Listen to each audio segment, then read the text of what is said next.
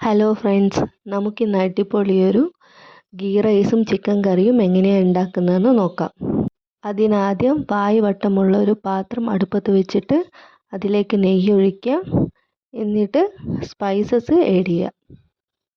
Spices ഒന്ന് മൂത്ത് വരുമ്പോൾ നമുക്കതിലേക്ക് വെള്ളം ചേർക്കാം. അതിലേക്ക് ആവശ്യത്തിന് ഉപ്പും കുറച്ച് ചെറുനാരങ്ങ നീരും കൂടെ ആഡ് ചെയ്യുക.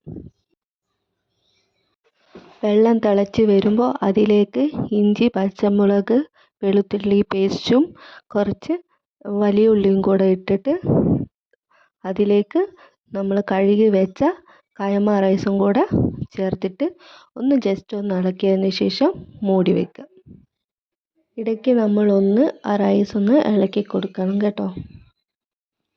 ഒരു 10-15 മിനിറ്റ് കൊണ്ട് തന്നെ നമ്മൾ ആ റൈസ് നല്ല പോലെ കുക്കായിട്ടുണ്ടാകും. അതിലേക്ക് നമുക്ക് അണ്ടിപ്പരിപ്പ്, മുന്തിരി, പുതിനയിലയും മല്ലിച്ചപ്പും ഇട്ട് ഗാർണിഷ് ചെയ്യാം. ഇനി സൂപ്പർ ഗീ റൈസിന് ഒരു ചിക്കൻ കറിയും കൂടെ വേണ്ടേ? അതിനു വേണ്ടി ഒരു പാത്രം അടുപ്പിലേക്ക് വെച്ച് അതിലേക്ക് വലിയുള്ളി ചെറുതായി അരിഞ്ഞിട്ട് ആഡ് ചെയ്ത് അതിലേക്ക് കുറച്ച് ഉപ്പും കൂടെ ആഡ് ചെയ്ത് നല്ലപോലെ വഴറ്റിയെടുക്കുക. അതിലേക്ക് കുറച്ച് ചെറിയുള്ളിയും ഇഞ്ചി, വെളുത്തുള്ളി, പച്ചമുളക് പേസ്റ്റും കൂടെ ചേർക്കുക. എന്നിട്ട് നല്ലപോലെ ഇളക്കി കൊടുത്തതിന് ശേഷം തക്കാളിയും കറിവേപ്പിലയും മല്ലിച്ചപ്പും കൂടെ ചേർത്ത് നല്ലപോലെ മിക്സ് ചെയ്യുക. ഇനി അതിലേക്ക് നമുക്ക് പൊടികൾ ചേർത്ത് കൊടുക്കാം.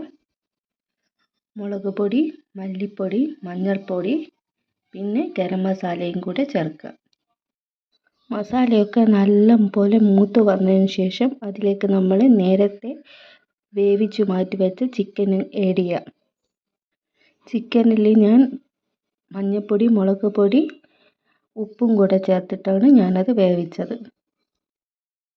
ഇനി നമുക്ക് എത്ര കറിയാണോ വേണ്ടത് ഈ ഒരു അളവിൽ വെള്ളം ഒഴിച്ച് അതിലേക്ക് കുറച്ച് നല്ല പോലെ കറിവേപ്പിലയും കൂടെ ചേർത്ത് അടച്ച് വെച്ച് വേവിക്കുക. ഒരു 5 മിനിറ്റ് വേവിച്ചാൽ മതി, കാരണം നമ്മൾ ഓൾറെഡി ചിക്കൻ കുക്കായതാണ്. ശേഷം മൂടി തുറന്ന് കുറച്ച് കറിവേപ്പിലയും കൂടി ഇട്ട് ഗാർണിഷ് ചെയ്യാം.